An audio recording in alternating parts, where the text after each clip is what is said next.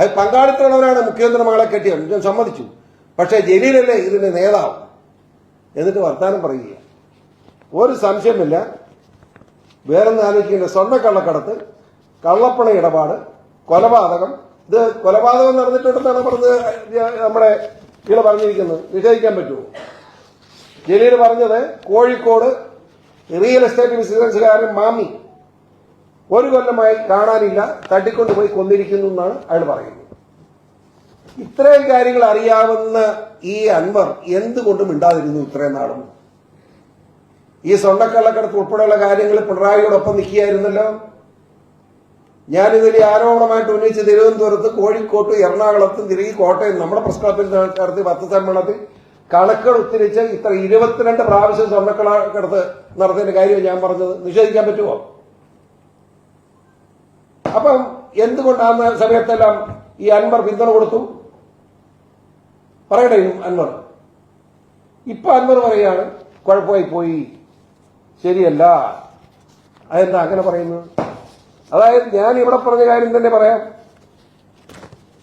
അതായത് മുഖ്യമന്ത്രി യുഎഇക്ക് പോവുക. യുഎഇക്ക് പോകുമ്പോൾ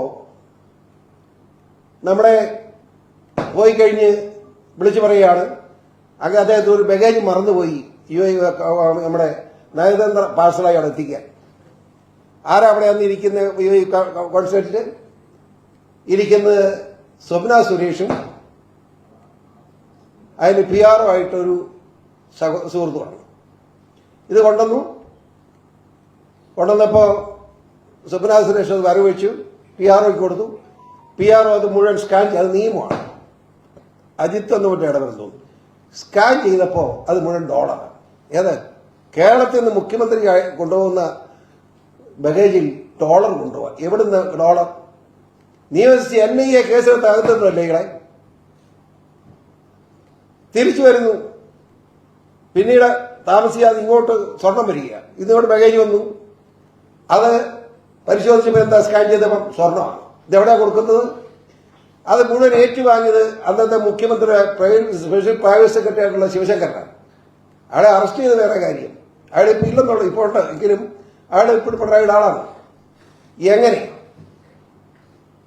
22 പ്രാവശ്യം സ്വർണം കള്ളക്കടത്ത് നടത്തിയിട്ടുണ്ട്. ഇത് വളരെ വ്യക്തമായി തിരുവനന്തപുരത്ത് ഇവിടെയും പത്രസമ്മേളനത്തിൽ പരാതിയായിട്ട് കൊടുത്തിട്ട് ഇതുവരെ അന്വേഷിക്കാത്ത ആ കാര്യത്തിനാണ് ഇപ്പോൾ അലിയാർ ഇപ്പോൾ ഇറങ്ങിയത്.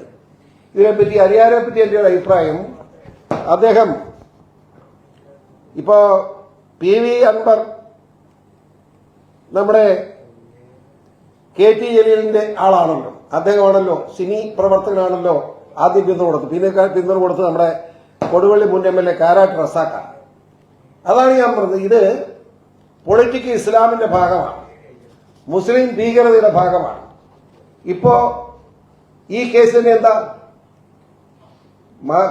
നമ്മുടെ എയർപോർട്ടിൽ നിന്നിറങ്ങിയ സ്വർണം പോലീസ് പരിശോധിക്കാതിരുന്നാൽ അൻവറിന് പരാതിയില്ല, പ്രശ്നം തീർന്നു.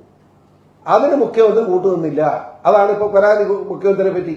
പക്ഷെ മുഖ്യമന്ത്രി നോക്കിയാൽ നടക്കാൻ കേന്ദ്ര ഗവൺമെന്റാണ്, പോലീസ് മുഖ്യമന്ത്രിയുടേതാണ്.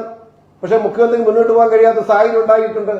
എത്ര കേസിൽ പ്രതിയാണ്, SFIയുടെ അന്വേഷണത്തിൽ റിപ്പോർട്ട് ഉൾപ്പെടെ നിൽക്കുകയാണ്. അയാളും ജീവിക്കാൻ അയാൾ മുന്നോട്ട് പോകാൻ പറ്റില്ല മുഖ്യമന്ത്രിക്ക്. അതുകൊണ്ട് പിടിച്ചില്ലെങ്കിൽ മുഖ്യമന്ത്രി പ്രതിയായി അടുത്തു പോകും. അതുകൊണ്ടാണ് അങ്ങനെ ആ നിലയെടുത്തത്. ഇപ്പൊ പറഞ്ഞത് സ്വർണ്ണക്കള്ളക്കടത്ത്, കള്ളപ്പണ ഇടപാട്, കൊലപാതകം, തട്ടിക്കൊണ്ടുപോകൽ തുടങ്ങിയ അതീവ ഗുരുതരമായ കുറ്റകൃത്യം അറിഞ്ഞിട്ടും അത് മറച്ചുവെച്ച് അലിയാർ പോവായിരുന്നു. അതുവഴി പുതിയ നിയമമുണ്ട്. ഇപ്പൊ പണ്ടുകാലത്ത് CRPC ഒക്കെ ആയിരുന്നു, IPC ഒക്കെ. ഇപ്പൊ അതല്ല. ഭാരതീയ ന്യായ സംഹിത സെക്ഷൻ 239 പ്രകാരം PV അൻവർ MLA കുറ്റക്കാരനാണ്. ഇക്കാര്യങ്ങളെല്ലാം CBI അന്വേഷണത്തിലൂടെ മാത്രമേ പുറത്തു കൊണ്ടുവരാൻ കഴിയൂ. CBI അന്വേഷണത്തിന് മുഖ്യമന്ത്രി തയ്യാറാണെന്ന് അഭ്യർത്ഥിക്കുന്നു. ഇതാണ് ഇതിനെ സംബന്ധിച്ച് പറയാനുള്ളത്. കാരണം ഈ ന്യായ സംഹിത സെക്ഷൻ 239 പ്രകാരം, കാരണം കൊലക്കേസ് പ്രതിയാവും അൻവർ. കാരണം കൊലക്കേസ് നടത്തുന്ന അയാൾ പറയാണ്, അയാൾ ഒളിച്ചു വെച്ചിരിക്കുക എത്ര നാളും. 1 കൊല്ലമായിട്ട് പോയതാണ് മാമി പോയെന്നാ പറയുന്നത്. അതൊക്കെ അറിയാമല്ലോ, എന്തുകൊണ്ട് മിണ്ടിയില്ല. ആള് കുറ്റക്കാരനാണ്, പ്രതിയാവും. ആ നിലയിൽ അന്വേഷണം നടക്കണം, പിണറായി രാജിവെക്കണം എന്നീ ആവശ്യം ഉന്നയിക്കുകയാണ്.